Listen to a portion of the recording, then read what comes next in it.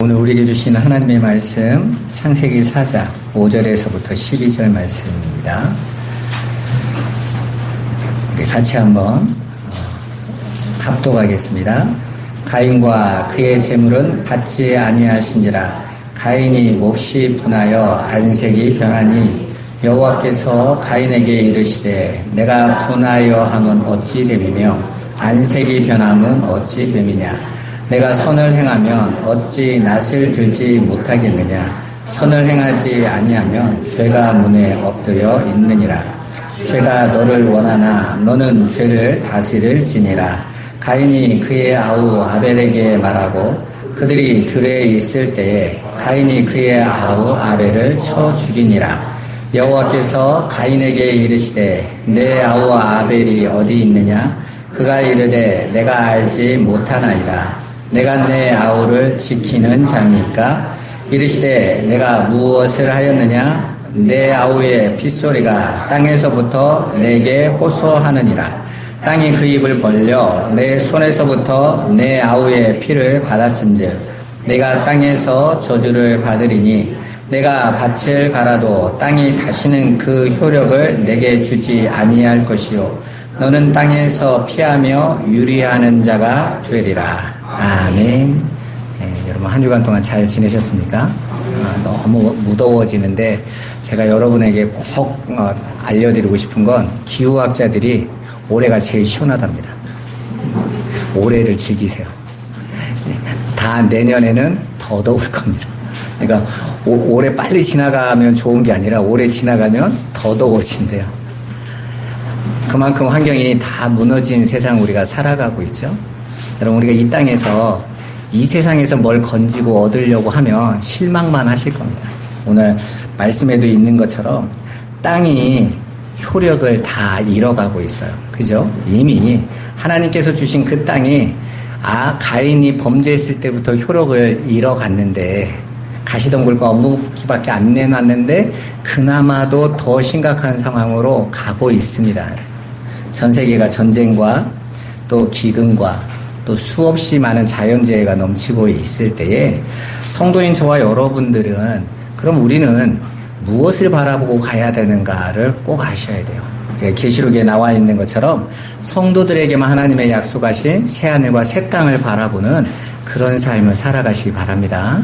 그래서 우리가 창세기를 배우는 과정에서도 왜 하나님을 떠난 인생이 이렇게 비참함과 이렇게 실패와 이렇게 고통이 오고 있는가를 알아서 어서 하나님의 은혜 안으로 피하는 훈련을 하시는 거예요. 그 삶을 저와 여러분이 정하셔야 됩니다.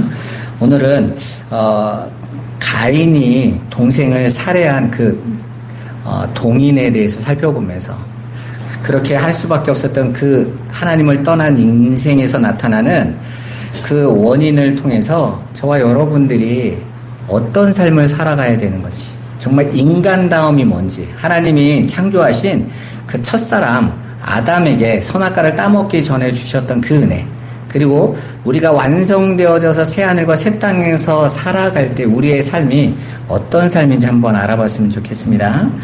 우리가 지난주에 가인이 자신의 제사를 하나님께 받으시지 않자 분노하게 되고 결국 동생인 아벨을 죽인 최초의 살인 현장을 기록을 보지 않았습니까?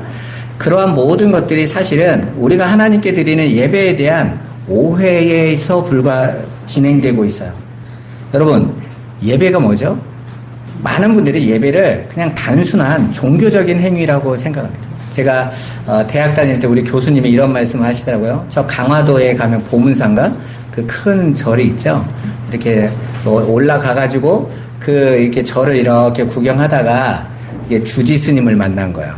주지 스님을 만나서 그래도 우리 그 교수님이 뜨거운 마음에 스님 불교가 아니라 기독교가 길입니다. 제가 신학교 교수인데 예수 믿으셔야 됩니다. 그랬더니 이 주지 스님이 훨씬 넓은 아량으로 그러시더래요. 제가 매주마다 기독교 방송 봅니다. 대체 저분들은 뭘로 먹고 사나 하고 본다는 거죠. 근데 잘 들어보면 같은 말을 하더라. 당신들은 사랑하라고 하고 우리는 자비를 베풀라고 하고 당신들도 용서하라고 하고 우리도 용서하라고 하고.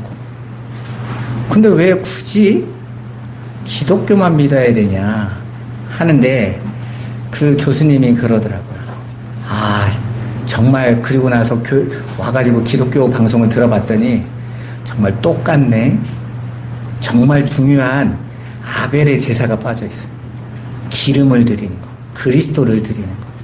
그게 빠지고 바르게 삽시다, 사랑하며 삽시다, 용서하며 삽시다. 똑같이 말하고 있더라는 거죠. 이 내용만 다르죠. 우리는 부처님의 저 불교는 부처님의 가피를 받아서, 아니면 우리는 그냥 예수 믿으니까 이러고 있는 거죠. 뭐가 달라 대체? 여러분, 분명히 하나님께 드리는 예배는 단순한 종교 행위가 아니에요. 오늘 가인과 아벨이 그 예배하는 삶에서 하나님의 백성과 아닌 자의 삶으로 분류가 되고 있다는 걸 여러분이 자세히 보셔야 돼요. 그래서 이 시간에 이 예배의 자리에서 여러분들이 어떤 마음으로 가지고 왔나, 내가 이 자리에 어떻게 서 있느냐가 가인과 아벨의 자리로 분류된다는 걸 아셔서 자세히 들으셨으면 좋겠어요. 여러분, 하나님께서 죄를 범한 아담을 에덴에서 추방하시면서 뭐라고 말씀하시냐면 근원된 땅을 갈라 이렇게 말씀하세요. 그러니까 근원된 땅을 가르면서 살아라, 일구면서 살아라 그랬단 말이에요. 창세기 3장 23절에 그 말씀이 나오죠. 여호와 하나님의 에덴 동산에서 그를 내쫓다라는 뜻이에요. 쫓으시고 그의 근원이 된 땅을 갈게 하셨다 이렇게 말씀하세요. 근원이 된 땅이라는 게 뭔 말입니까? 바로 아담에게 말씀하시는 거예요. 네가 그 땅에서 나왔어. 네가 그 티끌에서 만들어진 존재야. 그 티끌과 네가 전혀 다르지 않아. 그래서 우리도 장례식장 가면 흙에서 왔으니 흙으로 돌아갈지니라고 맨날 장례 문구 외우고 있잖아요. 그렇죠? 그러니까 우리는 이 땅에서 흙덩어리인 우리가 뭔가를 어마어마한 걸 만들어놔서 우리 자신을 증명하라고 이 땅에 온 존재들이 아니란 말입니다. 오히려 나라는 존재가 얼마나 연약하고 불가능한 존재인지를 깨달아서 그러한 나에게 생명을 주신 하나님, 나를 당신의 형상으로 지으신 그 주권자이신 하나님께만 온전히 엎드려 순종하는 삶의 태도를 가르치시려는 거예요. 왜요? 우리는 하나님의 영광을 위해서 창조된 존재이기 때문에 하나님의 하나님 되심을 저와 여러분들은 세상에 드러내고 그 하나님의 영광을 세상으로 다스리는 존재들로 지어진 것이지, 우리가 뭔가 탁월해서 그 흙과 다른 존재이기 때문에 만들어진 게 아니라는 것입니다. 그래서 인간으로 하여금 하나님의 은혜를 떠나서는 절대로 살 수 없는 자라는 것을 알고 이제 하나님만 즐거워 예배하는 삶을 사는 것이 바로 구원받은 자의 태도라는 것을 그 가인과 아벨의 제사 이야기로 말해주고 있는 거예요. 그러니까 진정한 제사, 즉 진정한 예배는 인간이 하나님의 크심과 자신의 연약함을 정확하게 인지하는 거예요. 그리고 인정하는 것입니다. 그리고 하나님 앞에서 아벨처럼 맞습니다, 하나님, 나는 아무것도 아닙니다. 이 아벨이라는 의미가 아무것도 아니다라는 의미라고 그랬잖아요. 그렇게 저는 먼지에 불과한 존재입니다. 하나님께서 나로 존재케 하신 것은 하나님의 영광을 위하여 하나님께 온전히 예배하고 하나님을 찬송하는 자로 지으신 거 맞습니다. 저는 그 하나님을 예배하는 삶을 내 모든 삶의 목적으로 삼겠습니다 라고 엎드려서 항복하고 순종하는 행위, 그것을 가르쳐 주시려고 하나님께서 우리에게 그 근원된 땅을 갈게 하셨다는 것입니다. 그게 성경이 말하는 예배의 삶이자 하나님 보시기에 선한 거예요. 그러니까 그냥 예배는 그냥 하나님 앞에 찬송하고 헌금하고 말씀 듣고 예배 끝, 이게 이러한 행위에 대한 이야기가 아닌 거예요. 우리 자신이 하나님 앞에 항복하는 것이죠. 나는 하나님 아니면 아무것도 아닌 존재라는 거예요. 그런데 가인은 왜 이 사실을 깨닫지 못했을까요? 왜 아벨은 이 비밀을 알고 있었는데 가인은 왜 이걸 알지 못했을까요? 바로 가인은 하나님의 은혜가 없었기 때문이에요. 여러분, 우리가 하나님께서 깨닫는 마음과 보는 눈과 듣는 귀를 허락하시지 않으면 그 하나님의 뜻을 알 수 있습니까? 알 수 없어요. 그러니까 하나님의 뜻을 알지 못하는 인간에게서 나오는 것은 뭐냐면 열심히 자기의 의를 쌓는 거예요. 여러분, 모든 종교가 다 극락에 가고 아니면 지옥에 떨어지는 근거가 뭐죠? 자기의 의예요. 바르게, 착하게, 훌륭하게, 남 도와주고 그걸 다 자기의 의로 쌓아서 그걸로 평가받아서 간다고 생각하는 거예요. 그래서 모든 종교는 다 자력 구원이에요. 내가 바르게, 착하게, 선하게 살아서 천국 간다고 생각하는 거죠. 그런데 기독교는요, 타력 종교입니다. 하나님께서 불가능한 우리를 건져내시는 거예요. 구원해내시는 거예요. 모든 사람들이 다 이 죄로 말미암아 죽을 때에 노아의 홍수처럼 다 이 홍수의 바다에 빠져 죽어야 되는데 하나님께서 당신의 택한 자인 노아와 그의 가족 8명을 방주에 태우셔서 살려내시는 거예요. 그걸 노아가 스스로 깨달았어요? 아니죠. 하나님이 은혜로 가르쳐 주신 것이죠. 방주를 지어라. 다 지켜야 하시고 문이 닫힐 때까지 기다리시고 문이 딱 닫히자마자 어떻게 하세요? 심판을 시작하시는 거예요.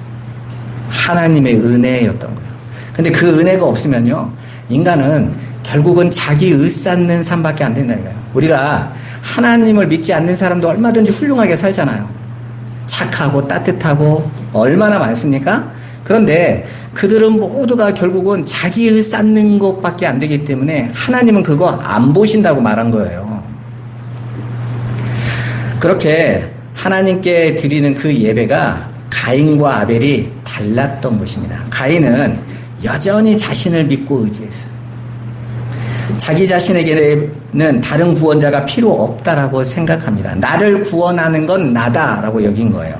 그래서 그는 하나님께 나아갈 때조차 자기가 판단하고 있는 그 선악의 기준으로 자신의 힘으로 생산한 땅의 소산을 정성껏 준비해 하나님께 바쳤습니다. 여러분, 가인은 아벨이 정성껏 드렸고 가인은 정성이 부족한 게 아니에요. 우리 무당집 가면 무당들이 항상 그러잖아요. 정성이 부족해서 그런다고. 정성이 부족해서 안 받으신 거 아니에요? 정성껏 드렸다니까. 어찌 보면 양 한 마리 드리는 거하고 땅에 어마어마한 걸 내놓는 거하고 누가 더 정성이겠어요? 제가 우리 집에서 제사를 많이 지내봐서 아는데 제사할 때 홍동백서부터 층층이 이렇게 음식 준비하려면요 정말 하루 온종일 해야 되잖아요. 그거하고 양 목 탁 찔러가서 피 갖고 드리는 거하고 어떤 게 더 우리 편으로 사람 편으로 보면 정성이 더 하겠냐고요. 일반 제사하고 훨씬 정성이 더 많습니다. 그러니까 정성 문제를 따지시면 안 돼요. 그렇게 가인이 또 분노하게 된 이유를 잘 살펴봐 보세요. 자신이 아벨보다 더 훌륭하게 내놨다고 생각하니까 화나지 않겠어요? 아니, 내가 봐도 내가 잘못 드렸어. 그래서 안 받으셨네? 당연하지, 이렇게 여기겠죠. 그런데 가인이 볼 때는 내가 내 동생 아벨보다 훨씬 더 좋은 것으로 훨씬 더 정성스럽게 내가 더 열심히 드렸다고 생각하니까 나보다 못하게 드린 것 같은 자를 받으니까 화가 나는 거잖아요, 여러분. 여러분도 마찬가지잖아요. 아예 여러분보다 잘하면 그냥 인정해버리죠. 여러분, 우리가 손흥민 보고 나보다도 공도 못 차는 게 나갔네, 이런 사람 하나도 없잖아요. 당연하게 인정하죠. 당연하게. 그렇죠? 그렇게 나보다 낫다고 생각하면 모두가 그건 시기의 대상도 아니에요. 분노의 대상도 아니라요. 당연히 부러워하고 인정하고 박수 쳐줍니다. 그런데 오늘 가인이 아벨에 대해서 진노하고 분노했다라는 것은 자신이 노력으로 드린 그 정성스럽게 드린 그 제사가 하나님이 더 기쁘게 받으실 거라고 확신했다는 거예요. 그래서 하나님께서 자신의 제물을 거절하셨을 때, 받지 않으셨을 때 극심한 분노에 사로잡혔던 거예요. 왜 인정 안 해줘? 이거죠. 가인과 아벨의 제사가 무엇이 달랐는지 이해되시겠어요? 아벨은 나라는 존재가 불가능하고 아무것도 아니며 하나님께서 열어주신 그 기름으로, 그 그리스도로 나를 덮어달라는 믿음의 고백이었다면, 가인은 내가 쌓은 의를 가지고 나를 구원해달라고 했단 말입니다. 내 거 받아달라고. 완전히 극과 극인 거예요. 올바른 예배의 삶은 하나님의 은혜 속에서 겸손히 순종하고 의뢰하는 삶인 것이지 절대로 자기 공로를 자랑하거나 의지하는 삶이 아니란 말입니다. 그런데 많은 신자가 이 사실을 굉장히 많이 오해하고 있어요. 그냥 흔히들 열심히 하면 하나님이 기뻐하신다고 생각해요. 열심히 하면. 물론 열심히 있는 신앙이 나쁜 것은 아닙니다. 하지만 복음에 대한 정확한 이해 없이 그저 열심히만 내놓으면 그건 오히려 하나님께 죄를 짓는 것이 될 수 있어요. 그래서 잠언서에서 뭐라고 말하냐면 묵시가 없으면 백성이 방자에 행한다. 거기서 방자에 행하다는 것은 지멋대로 행한다는 거예요. 그러니까 열심을 내는데 자기 멋대로 하는 거죠. 자기 멋대로. 여러분 놀라운 게 뭐냐면 모든 종교가 다 제물을 드리는 제사를 드려요. 그죠? 제물을 드리는 그 제사를 드리는데 그 제물을 드리는 그 제사, 그 제물의 내용이 뭔지를 몰라. 구약의 이스라엘 백성들도 열심히 제물을 드렸는데 그 제물의 내용을 몰라. 그러니까 정말 완벽한 제물로 오신 그 예수를 그저 시기하고 죽여버리고 그 죽인 예수를 거절해버리잖아요. 그런데 하나님의 은혜를 받은 자들은 그 예수를 죽이고 그 예수가 나의 진정한 제물이구나. 하나님이 그 예수로 기름으로 나를 받으시겠다고 하신 거구나 하고 인정하고 항복하는 거죠. 그러니까 그 제물을 드릴 때마다 예수를 십자가에 못 박으라고 했던 사람들은 무슨 마음으로 드리겠어요? 내가 저 예수 죽였는데 그 안에서 내 죄가 폭로되는 것이고 또 그 제물의 피로 나를 덮어주신 은혜에 값없이 나를 받으시는 그 사랑에 감격하며 나갈 수밖에 없는 거 아닙니까? 하나님은 바로 그 제물을 받으시겠다라는 겁니다. 로마서 10장 3절 말씀 한번 봐보세요. 하나님의 의를 모르고 자기의 의를 세우려고 힘써 하나님의 의에 복종하지 아니하였느니라. 아멘. 자, 봐보세요. 복음을 알지 못하는 이스라엘이 유대인들이 열심히 해놨던 것이 자기의 의를 세우는 거였어요. 가인과 똑같은 거였죠. 그런데 그렇게 열심히 의를 쌓아서 하나님께 기쁘게 나가겠다고 했던 그것들이 하나님의 의에 힘써서 복종하지 않는 결과를 초래하더라는 거예요. 그렇게 하나님의 의가 무엇인지도 모른 채 행한 그 모든 자기 의를 쌓는 것들은 오히려 악한 죄가 된다라는 거예요. 그 중요한 예로 등장하는 인물이 누구죠? 사도 바울이잖아요. 사도 바울이 나 하나님을 위해서 하나님의 교회, 이 유대라는 그 하나님의 그 의를 이루기 위해서 잘못된 마치 병균같이 들어온 그 그리스도인들을 다 죽여버리겠다. 왜냐하면 바울은 예수가 그리스도라고 전혀 깨닫지 못했기 때문에 그 예수 믿는 자들 다 잡아 죽이려고, 그죠? 스데반이 돌로 쳐 죽임당할 때 그 스데반의 그 돌을 치는 자들의 옷을 누가 맡고 있었다고 그랬어요? 바울이 맡고 있었다고 했어요. 사울이라는 청년이 맡고 있었다고 했죠. 그게 바울인 거예요. 당연히 돌로 쳐 죽여야지, 이런 것들. 아니, 어떻게 유대의 이 하나님의 민족 안에 이런 엉터리 그 나사렛 촌놈 같은 메시아 자격도 없는 걸 자꾸 메시아라고 하는 거야. 이런 거 다 죽여야 돼. 이랬단 말이에요. 그렇게 열심을 다해서 그 일을 했는데, 그래서 심지어는 자기네 나라를 넘어서 저 다메섹까지 가서 시리아 땅이에요. 그 땅까지 가가지고 거기에 있는 회당 안에서 예수 믿겠다고 하는 사람 잡아오겠다고. 말도 안 되는 거 아닙니까? 자기들이 뭔데 다른 나라 가가지고 잡아와. 근데 그 정도로 열심히 있었던, 나 잡아올 수 있어 하고 있는 거예요. 그런데 그 가는 길에, 그 가는 중에 예수님을 만나죠. 빛이신 그 예수님. 그 예수님을 만날 때 예수님이 뭐라고 말합니까?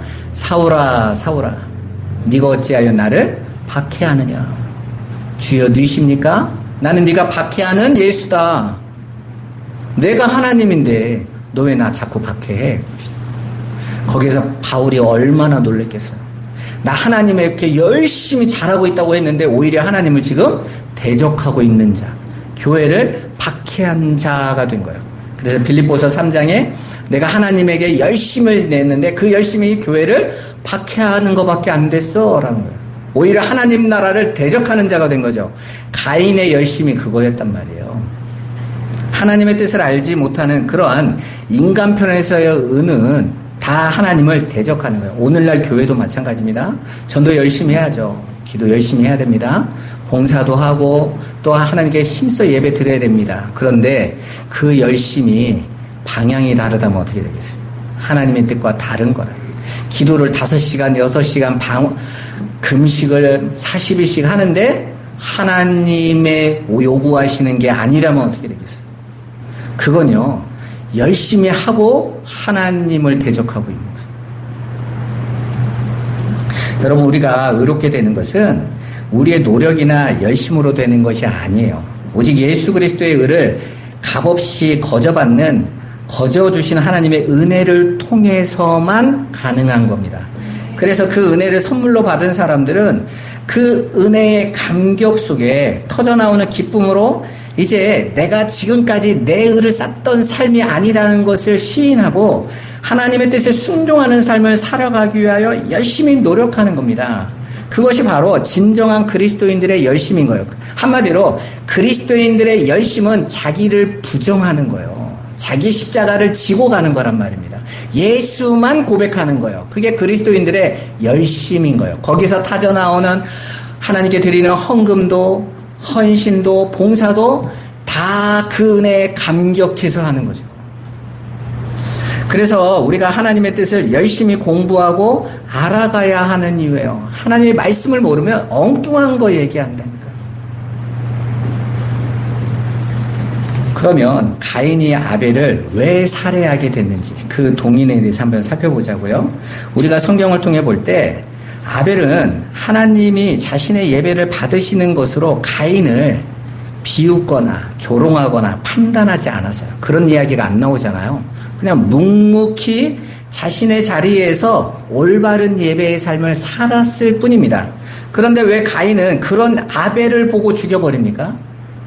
그것도 분노해서 하나님께 진정한 예배의 삶을 사는 아벨의 모습 그 자체가 가인의 삶이 악한 죄임을 폭로하는 심판의 역할을 했기 때문에 그래요.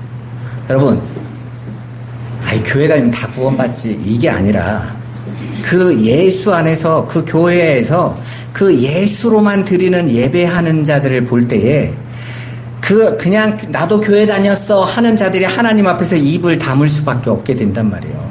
저도 교회 다녔는데요. 아니 무엇으로 드렸냐고 이렇게 요구하신단 말이에요. 그래서 그냥 교회 다니면 되지 않아요? 아니 대부분 많은 교회 다니는 분들이 아니 교회 다니면 구원받는 거 아니에요? 이런 분들이 너무너무 많아요. 아니라니까요. 그 교회에서 하나님이 받으시는 진정한 예물은 예수 그리스도밖에 없단 말이에요. 그리고 그 예수 그리스도로 하나 된 내가 하나님 앞에 거룩한 산제사로 하나님 앞에 나 부인되고 나 십자가로 내려가는 그 삶을 살아가는데 그 삶 자체가 가인의 삶이 거짓이라는 걸 판명해 주잖아요. 아니 지금은 잘 안 드러나잖아요. 아벨과 가인만 있을 때는 가인이 확실하게 보죠. 그죠? 그런데 이 역사를 지나가면서 하나님은 그들을 이미 보고 계신 거예요. 그래서 심판날에 하나님 앞에서 딱 섰을 때 하나님이 내 백성들은 그 일을 했는데 우리 꿈꾸는 성도들은 그렇게 예수 그리스도를 붙잡는 삶을 살고 왔는데 너희가 그렇게 안 살고 교회 열심히 다니는 걸로 갖고 나온 걸로 자랑하지 마. 그렇게 안 사는 자들도 있어. 내 백성은 참된 교회로 가는 자들도 있어. 하나님이 하실 말씀이란 말이에요. 아까 오는 게 우리 사모님이 그러시더라고요. 진리의 한 말씀으로 동네의 교회가 하나씩만 있으면 얼마나 좋을까. 그러면 함께 모여서 정말 그 진리로 살아가면 좋잖아 하고 안타까워 하더라고요. 제가 그랬죠. 우리가 그럴 존재가 못 되니까 천주교를 한번 해봤더니 안 된다라는 걸 확실히 보여주니까 더 엉터리로 나가면 더 심각해지니까 하나님께서 못났지만 교회를 흩으셔서 그 교회들 속에서도 진리를 전할 수 있는 가르치는 자가 전할 수 있도록 허락하신 게 하나님의 뜻이라고 저는 생각해요. 그래서 저는 그렇게 생각합니다. 여러분 정말 말 그대로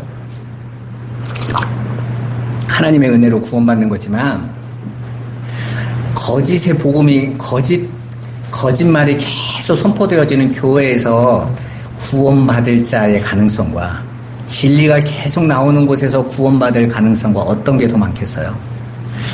한번 생각해 보세요. 유대인들의 회당에서 구원받을 자들과 마가 다락방에서 구원받을 자들과 누가 더 많겠어요? 확률이. 마가 다락방이 훨씬 많았겠죠. 초대교회가 훨씬 많았을 거 아닙니까? 마찬가지예요, 하나님이. 우리 한국에 교회가 4만 개가 있답니다. 하나님은 그거 안 보세요. 그 속에서 진리가 선포되어지는. 저는 확신합니다. 그래서 숫자가 아니라 구원할 자. 하나님께서 구원할 자는 그 구원받을 복음을 듣게 하신다라고 저는 확신해요. 그래서 저와 여러분들이 이렇게 복음을 들을 수 있는 거 아닙니까? 어떤 상황에 세상의 것에 흔들리지 않고 바로 그 은혜를 저와 여러분들이 아시면 돼요. 그렇게 예배를 통해서 우리의 죄가 지적당하고 어두움이 폭로되며 드러나게 될 때 죄인들은요 반드시 거기에 대해서 대적하게 돼 있어요. 왜냐하면 자신들의 죄성과 나약함이 계속해서 지적되고 하나님의 은혜의 필요성만이 계속 설파하는 그 복음과 그 복음을 순종하는 자들의 삶을 견디지 못하기 때문에 그렇습니다. 여러분, 오늘날 교회들이 목회자들을 초빙할 때요 절대로 책망하는 설교하지 마라, 죄 설교하지 마라, 심판 얘기하지 마라. 일주일 동안 피곤했는데 교회 와서 위로라도 받고 힘을 얻게 해줘라. 그런데 요한 웨슬레 목사님이 그 감리교의 창시자죠. 이렇게 얘기했어요. 만약에 내가 오늘 설교를 전했는데 성도들이 전혀 책망함을 받지 못하고 너무 좋아서 너무 기뻤어. 그럼 내가 하나님 앞에 범죄했구나라고 생각한다는 거예요. 그러니까 하나님의 말씀은 저와 여러분들에게 찌르는 채찍처럼 치는 채찍처럼 들어와서 우리 안에 있는 그 죄를 폭로시키고 그리고 그 안에 하나님의 값없이 주신 그 의인 예수 그리스도가 드러나게 해서 우리로 하여금 그 심판에서 나오게 하는 것이 성령의 역사거든요. 근데 죄에 대한 책망을 못 느끼며 내가 정말 하나님의 말씀이 나를 찌를 때 맞습니다. 하나님, 내가 죄인입니다. 여러분에게 왜 한 주간을 살고 교회 와서 말씀을 받게 하시는 줄 알아요? 여러분 하나님 앞에 떳떳하게 해서 오라는 뜻이 아니에요. 여러분이 일주일 살아보시면 알잖아요. 내 안에서 나도 모르게 죄가 생산돼. 계속. 바리새인들과 서기관들이 워낙 못 깨달으니까 예수님이 그러시죠. 나 행동 똑바로 했는데 그랬더니 마음으로만 간음해도 간음한 거야. 하나님께서 우리를 보고 계시는 그 모습이 어떤 것인지를 알라는 거죠. 그렇게 죄인들은 자신들의 속성이 안에 있는 죄성이 폭로되어지면요 그거 못 견딥니다. 분노하게 되고 그 분노를 오히려 그 하나님 앞에 온전히 가고 있는 자들에게 시기해요. 마치 예수님이 진리의 아버지의 뜻을 따라간다라고 당신이 말했을 때 나머지 바리새인과 서기관들이 분노해서 죽여버리려고 했던 거하고 똑같은 모습인 거예요. 그렇게 가인이 동생 아벨을 살해하는 사건으로 잘 드러나죠. 우리는 절대로 그 하나님의 의 앞에서 절대로 순종하지 않는다라는 것을요.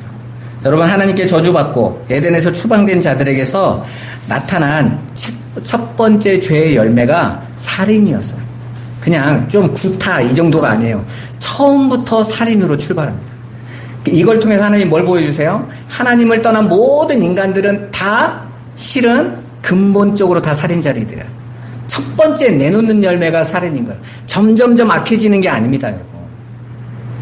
성경은 이 살인 사건을 통해서 살인이라는 것이 어떠한 죄이며 어떠한 근원에서 출발한 것인지를 설명하고 있어요. 구원받은 성도의 삶에서 이제 더 이상 그 살인의 삶에 살아내가지 않도록, 그거에 빠져 살지 않도록 그것들을 우리 안에서 몰아내기 위해서 그 살인에 대한 이야기를 하고 계시는 거예요. 여러분, 하나님께서 이스라엘 백성을 출애굽하시고 시내산에서 주신 계명이 10계명이죠.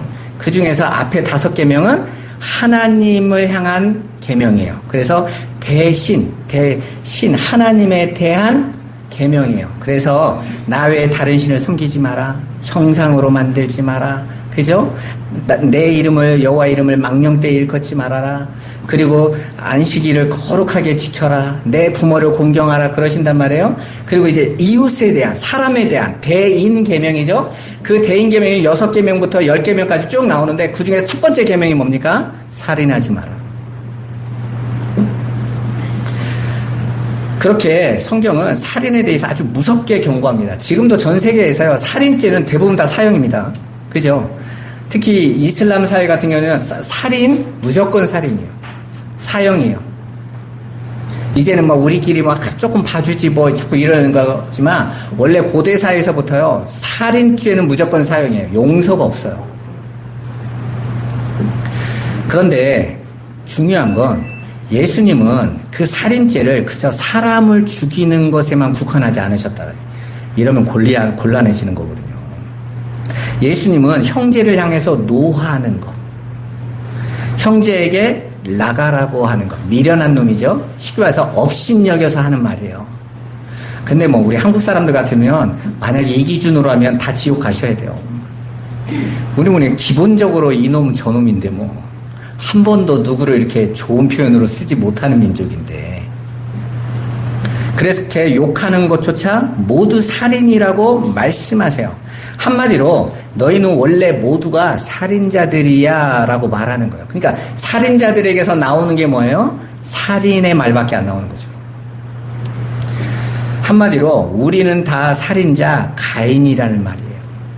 하나님의 은혜를 떠나 자신만을 위해 사는 모든 자들은 다 살인의 삶을 살 수밖에 없습니다. 왜냐하면 하나님의 은혜의 자리를 떠난 죄인들은 가인처럼 어떻게 하든지 자기를 지키고 보호하고 자기 영광과 자기의 이름을 높여야 돼요. 그리고 자기 인정에 받는 삶을 살아야 되기 때문에 남을 짓밟아서라도 하나님처럼 나를 채우기 위하여 살아가는 것, 그게 하나님의 은혜를 떠난 자들에게서 나타나는 삶의 원리예요. 여러분 그걸로 많이 상처받잖아요. 여러분이 누군가에게 상처를 받고 상처를 줄 때 대부분이 뭐냐면 그 사람의 것을 뺐거나 그 사람의 자존심을 건드렸거나 그리고 그 사람을 무시했거나, 대부분 그거 아닙니까? 여러분이 무시당했거나 여러분이 빼앗겼거나. 그러니까 이 역사를 살아가는 모든 자들은 서로 뺏고 빼앗기는, 그리고 서로 헐뜯고 미워하고 서로 조롱하고 공격하는 삶을 모두가 살고 있잖아요, 여러분. 한 명도 거기서 벗어날 수 없습니다. 아니 저는 그러지 않는데요. 마음으로라도 하잖아요. 겉으로는 안 드러나도 마음으로는 하잖아요. 착하고 뭐 순진하고 이런 얘기 하지 마세요. 그분들은 세상을 살다 보니까 말 안 하는 게 좋겠다 하지만 속으로는 다 판단하고 있어요. 그러니까 야, 저 사람은 그래 나도 남들이 나 낫다고 하니까 나 그런 거에 속지 마세요. 우리는 하나님의 은혜가 아니면 절대로 그 살인자의 삶에서 거듭날 수 없습니다. 가인과 아벨의 일화는 바로 그러한 가인 같은 살인자들의 삶을 하나님께서 어떻게 처리하시는지, 그들은 이 땅에서 어떻게 행하며 무엇을 추구하며 사는지를 보여주시는 거예요. 한마디로 그들이 내놓는, 우리는 그 살인자들이 내놓는 좋은 것이라고 하는 것들 하나님이 거들떠보지 않으신다. 평가 항목이 없어요, 아예. 그렇다면 오늘 가인을 통해서 그렇게 살인자들의 삶 속에서 살인을 일으키게 되는 직접적인 동인에 대해서 한번 살펴보도록 하겠습니다. 가장 먼저 시기와 질투입니다. 시기와 질투는 여자들의 전유물이 아니라 모든 살인자들에게서 나타나는 거예요. 가인이 아벨을 죽인 직접적인 동인을 바로 시기와 질투에서 출발했다고 해요. 아주 작은 불신 거죠. 작은 거. 왜 채만 인정받아? 왜 채권만 받아? 하는 그 시기와 질투에서 하나님과 같이 되려는 교만한 마음은 자신보다 누군가가 하나님께 더 인정받는 사람을 보면 시기하고 질투를 일으켜요. 다른 사람들에게 더 나은 평가를 받으면 시기와 질투가 나요. 특히 여러분들이 인생을 살아보니까 어떠세요? 나이 들면 시기와 질투가 없어집니까? 더 많아집니다. 내가 어렸을 때 쟤보다 공부 더 잘했는데, 우리 집이 쟤네보다 훨씬 더 잘 살았는데 왜 나중에 갔는데 쟤가 나보다 더 나아진 것 같고 더 남편도 좋은 사람 만난 것 같고 자식들도 더 좋은 삶을 사는 것 같으면, 근데 나는 이렇게 지들이 궁색 같으면 우리 마음에서 뭐가 나와져요? 시기와 질투가 나와요. 그게 계속 일어나면 나를 불태워버려요. 불살라버려요. 그리고 그 시기와 질투는 결국 혈육조차 살인하게 됩니다. 우리가 지나가다가 누군가를 이렇게 계획적인 살인을 하고 이런 사람들 이렇게 근원을 이렇게 잘 보면요, 시기와 질투가 그 안에 다 담겨 있어요. 저가 옛날에 나한테 아무것도 아니었는데 잘난 척한다고 그러죠. 그런데 그런 일들이 교회 안에도 참 많다라는 거 여러분 아셔야 돼요. 아무렇지도 않게 그런 삶을 괜찮아하고 사시면 안 된다라는 거예요. 가인이 살인의 동인이 거기에서부터 출발했다라는 걸 여러분 보셔야 돼요. 그렇다면 하나님 백성은 자신보다 인정받는 사람을 볼 때 어떤 태도를 지니셔야 돼요? 여러분 교회 안에서 여러분들이 더 예배를 잘 드려. 모든 사람이 우리 첫 권사님 믿음이 너무 좋아. 너무 기도 생활 잘 하시는 것 같아. 어떻게 저렇게 잘 봉사하시지? 이랬을 때 여러분 어떻게 대하셔야 돼요? 본받는 태도로 가시. 왠지 아세요? 그가 그걸 내놓는 걸 하나님 보시는 게 아니에요. 하나님은 그가 내놓은 예수만 받으세요. 여러분이 그거 못해도 하나님은 여러분이 내놓으신 예수를 받으셨어요. 하나님 그거 안 보신다니까. 근데 그 안에서 기뻐서 그 일을 하고 있는 사람들, 그렇게 예배하고 즐겁게 기도하고 헌신하는 사람, 헌금하고 교회를 위해서 시간을 드리는 사람들을 보면 본받으면 돼요. 나도 저 삶을 살아야 되겠다. 나도 저렇게 시기하는 것이 아니라 경쟁하는 것이 아니라 그의 삶은 나도 따라가야 되겠다. 사도행전 2장에 보면 바라바가 하나님이 주신 은혜를 너무 감격해서 자신의 것을 다 하나님께 드리죠. 그랬더니 그 안에서 다른 사람들 중에서 누구예요? 아나니아와 삽비라는 부부가 왜 채가 더 인정받지? 그게 시기 질투예요. 오히려 그걸로 하나님 앞에 인정받고자 나 인정받아야 하고 내놨는데 오히려 그게 심판의 내용이 돼버리잖아요. 그렇죠? 아예 하지를 말지 그러잖아요. 베드로가 교회가 달라고 했어? 아니잖아. 그런데 네가 너를 증명하겠다고 그런 거 아니야. 제가 보기에는요, 아나니아와 삽비라가 낸 재산보다 바나바보다 결코 적지 않았을 거예요. 반절만 내놨어도. 어마어마하게 내놨을 겁니다. 인정받고자 하는 마음이 얼마나 컸으면. 그런데 그건 본질적인 그 은혜에서 나오는 게 아니었단 말입니다. 그렇게 우리는 누군가가 믿음이 좋은 사람을 볼 때에 내가 시기와 질투의 삶을 즐기는 것이 아니라 본받아서 배우고 힘쓰려고 해요. 더 가까이 지내고 함께 차도 마시고 나도 기도할 수 있도록 좀 도와줘. 말씀 생활 같이 할 수 있도록 우리 함께 해줘. 우리 작년부터 우리 권목적 원사님이랑 우리 장로님들 같이 이렇게 성경 쓰기 했잖아요. 좋은 거잖아요. 같이 본받아서 함께 말씀도 읽고. 그건 시기의 내용이 아닌 거예요. 그렇게 우리는 하나님 앞에서 조금씩 원래 그 나왔던 그 살인의 동인이었던 근데 내 안에 동일하게 그게 있네. 끊어내는 싸움을 싸우셔야 된단 말이에요. 두 번째로 그 살인의 동인이 분노였습니다. 그러니까 시기와 질투에서 일어난 분노인 거죠. 창세기 4장 6절에 보면 하나님께서도 가인의 분노를 직접적으로 지적하시죠. 뭐라고 말씀하십니까? 내가 분하여 하면 어찌 됨이며 안색이 변하면 어찌 됨이냐. 내가 선을 행하면 어찌 낯을 들지 못하겠느냐. 선을 행하지 아니하면 죄가 문에 엎드려 있느니라. 죄가 너를 원하나 너는 죄를 다스릴지니라. 여러분 성도만이 죄를 다스릴 수 있는 존재가 됐어요. 다 죄의 종이었는데 하나님 거기서 건지셨단 말이에요. 그리고 뭐라고 하세요? 다스려봐. 넌 다스릴 수 있는 존재야 라고 말씀하셨다는 말이에요. 그래서 하나님 백성이 아닌 자들은 분노에 자기를 내던지지만 하나님 백성들은 그 분노를 다스려요. 싸울 수 있단 말입니다. 자, 봐보세요. 죄인에게서 흔히 나타나는 이 분노는 사실은 자기를 보호하는 감정이에요. 여러분 45세쯤 지나 40세 이상 넘어간 분들은요. 어른이라고 하잖아요. 그분들은 밖에서 내가 잘못했어도 절대로 잘못했다 인정 안 합니다. 여러분 교통사고 났을 때 분명히 그 와서 오면 몇 대 몇 결정하잖아요. 그 전까지 뭐 합니까? 서로 네가 잘못했어. 그래서 우리나라에서 아주 유명한 말이 있죠. 목소리 큰 놈이 이긴다고. 그죠? 그래 막 목소리 커 분노를 발해. 왜요? 그게 자기를 보호하고 있는 거예요. 이래야 내가 우습게 여기지 않는 되고 내가 나를 지킬 수 있는 방법으로 세상은 택한 거예요. 가인은 그걸 택했단 말이에요. 그렇게 자신들이 세상의 중심이라고 믿는 사람들은 자신에게서 죄의 결과가 나타나고 폭로되면 자신이 오히려 누군가로부터 피해를 봤다고 여기고 분노를 터뜨려요. 하지만 분노는 가해자인 인간이 내는 것이 아니라 피해자인 하나님께서 죄를 향해 바라시는 게 분노인 거예요. 그러니까 이 땅에 있는 모든 자들은 원래 다 살인자들이었어. 선악과를 따먹고 하나님 앞에 범죄한 범죄자들이었습니다. 누군가에게 큰 소리를 칠 수가 없는 존재들이었던 거예요. 그래서 다윗이 뭐라고 말합니까? 밧세바의 일로 그 남편 우리아를 죽이고 나서 뻔뻔해서가 아니라 내가 하나님께만 죄를 범했습니다 라고 말하는 거예요. 그 이유가 뭐냐면 죄를 가진 모든 인간들은 다 똑같은 방법으로 살고 있습니다. 물론 이 역사 속에 있는 우리끼리 안에서도 회개와 용서를 구하는 게 맞지만 그걸 통해서 다윗은 누구 앞에 자기가 범죄했다는 걸 깨달았다고요? 하나님 앞에. 여러분 봐보세요. 교회 안에서 내가 누군가를 시기하고 분노한다고 생각해 봐보세요. 그 사람이 하나님의 백성이라고 생각해 봐보세요. 그 하나님 자녀의 아버지가 얼마나 분노하시겠어요. 내 자녀인데 하나님께 범죄하는 거라니까요. 다윗은 그걸 알았단 말입니다. 하지만 그렇게 우리는 죄로 인해 하나님의 분노 아래에 있으면서도 오히려 그에 맞서서 우리 자신의 분노를 표출해요. 근데 그 분노가 마지막에 어디로 향하는 줄 아세요? 다 하나님께 향합니다.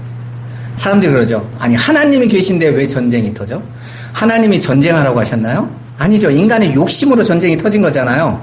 그런데 사람이 처음에는 인간의 욕심이라고 생각하지만 나중에는 그 전쟁 원인을 누구에게 돌립니까? 하나님에게. 아니 하나님이 계신데 왜 자연재해가 이렇게 터져? 지구가 왜 이렇게 돼? 자기들이 망가뜨렸죠. 그렇죠? 망가뜨린 건 다 자기들이 망가뜨려 놓고 오히려 그 망가뜨린 그 자리에서 오히려 하나님을 원망해요. 왜 이렇게 뒀냐고. 여러분 그렇게 모든 인간의 분노는요 다 하나님을 향해요. 그러나 감사하게도 하나님은 당신의 분노를 우리에게 쏟지 않으셨어요. 하나님께서 노아 홍수 때 그 당신의 분노를 보여주셨죠. 당신의 분노가 쏟아지니까 어떻게 됩니까? 살아남을 자가 하나도 없더라. 그래서 하나님께서 원래 우리가 죄밖에 없는 존재라는 것을 아시고 그 하나님의 진노를 당신의 아들 독생자 예수 그리스도에게 쏟아내셨습니다. 이게 복음의 내용 아닙니까? 그리고 이제 그 예수 그리스도로 말미암아 창세전에 하나님의 택하신 자들을 예수 그리스도 안으로 확 끌어들이시고 그들에게는 더 이상 진노를 바라지 않기로 작정하신 거예요. 그리고 그 진노의 눈으로 바라보지 않으시고 은혜의 눈으로 바라보시기 때는 거예요. 그게 복음인 겁니다. 따라서 그 은혜를 깨달은 사람들은 상대방의 행동으로 인해 분노가 일어날지라도 자신을 향한 진노를 거두어 주신 하나님의 은혜가 더 크다라는 걸 알기에 기억하고 그 분노에 지배당하지 않게 됩니다.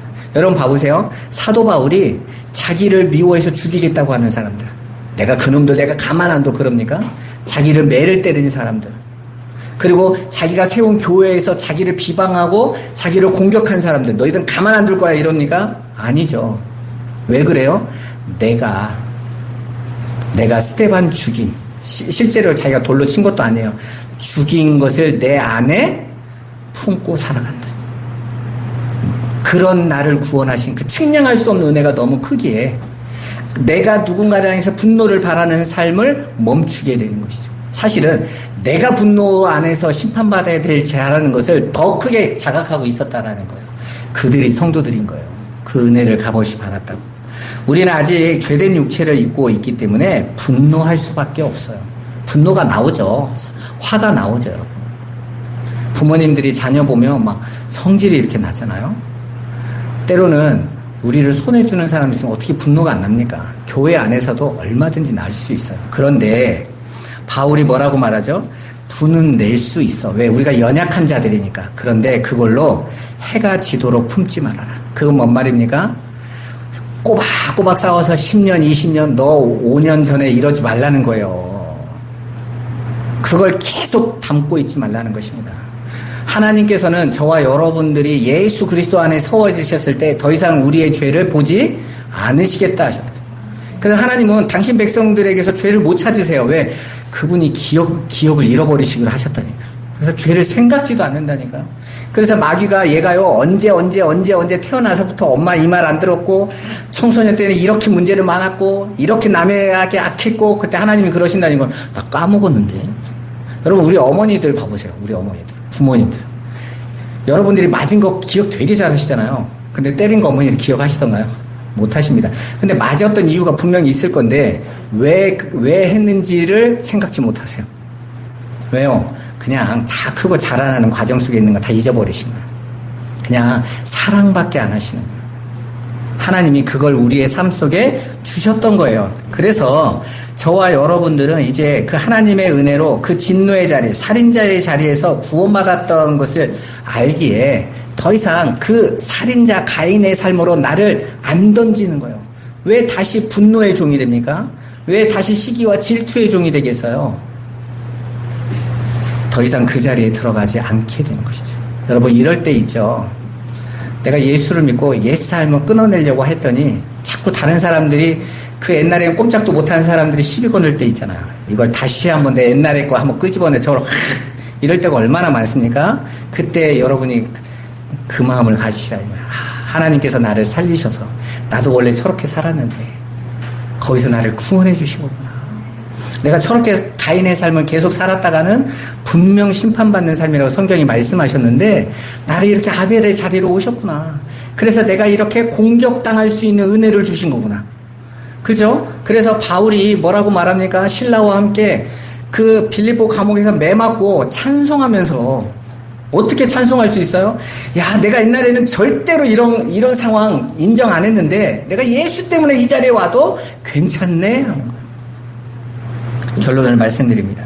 사랑하는 여러분, 여러분이 받은 은혜와 하늘 백성의 삶이 얼마나 큰지를 부지런히 배워가시면서 그 삶을 열심히 살아내세요. 하나님 백성으로 만들어주신 그 새 삶을 사는 자들입니다. 우리는 곧 주님 앞에 서게 될 것을 늘 기억하셔야 돼요. 우리 안에 숨어있는 그 옛사람 가인의 모습을 발견하고 여러분들이 그 안에 담겨있는 그 죄의 속성들과 싸워 이기는 삶을 살아가시기 바랍니다. 예수 그리스도의 은혜로 피하시면서 내 안에 그런 분노와 시기와 질투와 또 다른 것에 대한 경쟁하는 마음들이 올 때 그것들을 끊어내는 싸움을 하셔야 돼요. 하나님께서 이걸 기뻐하지 않으신다 하고 내 안에서 밀어내셔야 돼요. 잘 안 될 겁니다.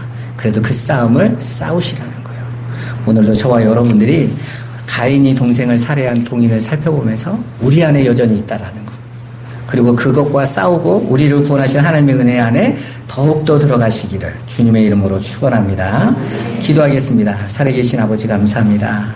아버지, 하나님의 은혜를 떠난 가인 안에 담긴 그 살인의 동인을 보면서 우리 안에도 그것들이 여전히 있음을 알게 됩니다. 그런데 하나님께서 예수 그리스도로 우리를 구원하신 그 은혜가 얼마나 큰지 이제 우리가 하나님의 백성으로 자녀로 하나님의 은혜 안에 들어왔으니 우리 안에 그 옛사람들의 습관처럼 들어가져 있는 그런 시기와 질투의 마음, 분노의 마음, 또 우리 안에 있는 다툼의 마음들을 우리가 끊어내며 하나님의 은혜만을 더욱더 의지하는 자리로 힘써 나가도록 우리 성도들의 성령께서 인도하시고 지켜 주옵소서. 예수 그리스도의 이름으로 기도드리옵나이다. 아멘.